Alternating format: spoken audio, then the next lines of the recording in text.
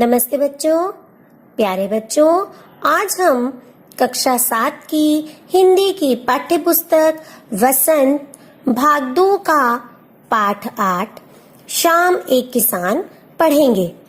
इस कविता के कवि श्री सर्वेश्वर दयाल सक्सेना जी हैं। यह एक बहुत ही सुंदर कविता है।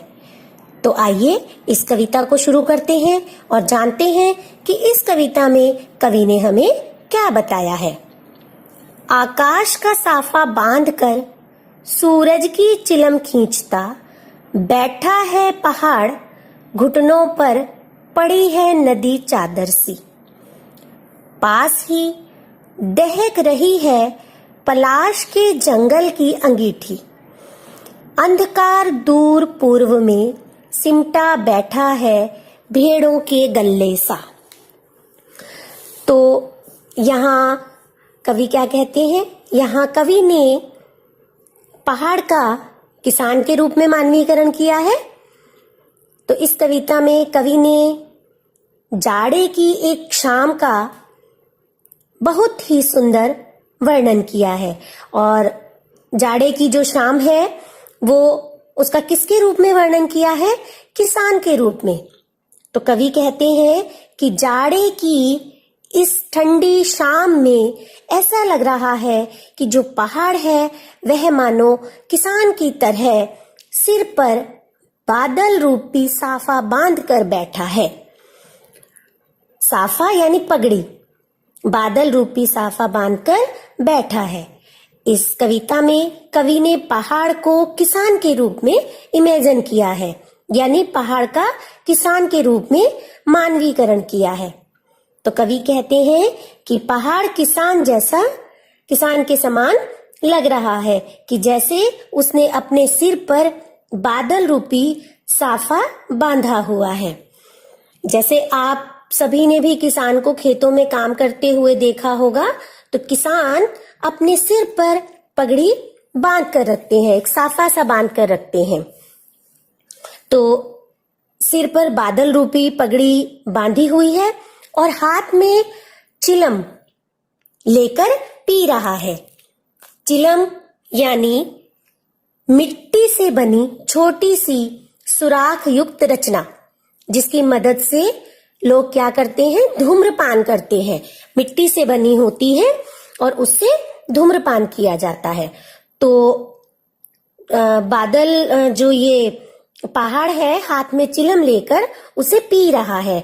और ये चिलम क्या है?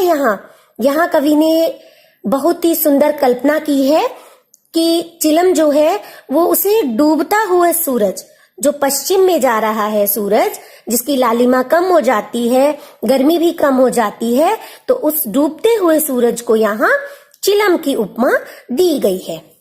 तो कवि कहते हैं कि पहाड़ रूपी किसान बादल रूपी पगड़ी बांधकर सूरज रूपी चिलम पी रहा है। और पहाड़ के पैरों में बहती हुई नदी कैसी लग रही है? जैसे उसने ठंड से बचने के लिए अपने पैरों पर एक चादर ओढ़ रखी है। तो यहाँ पर जो नदी है उसको किसकी उपमा दी गई है? उसे किसके रूप में इमेजिन किया है? चादर के रूप में। तो चादर, ऐसा लग रहा है कि जैसे उसने ठंड से बचने के लिए चादर ओढ़ रखी है।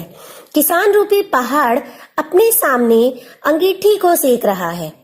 तो कवि ने यहाँ जो क्या इमेजिन किया है? कवि ने इमेजिन किया है कि पलाश के फूल जो लाल रंग के होते हैं वह अंगीठी के अंगारों के समान दिखाई दे रहे हैं। कवि ने बहुत ही अच्छी कल्पना की है कि जो पलाश के फूलों का जंगल है, जिसमें पलाश के फूल खिले हुए हैं, तो वह कैसे लग रहे हैं? अंगीठी के अंगारों के समान दिखाई दे रहे हैं। सूरज पश्चिम दिशा में डूब रहा है और पूर्व दिशा में अंधकार बढ़ता जा रहा है।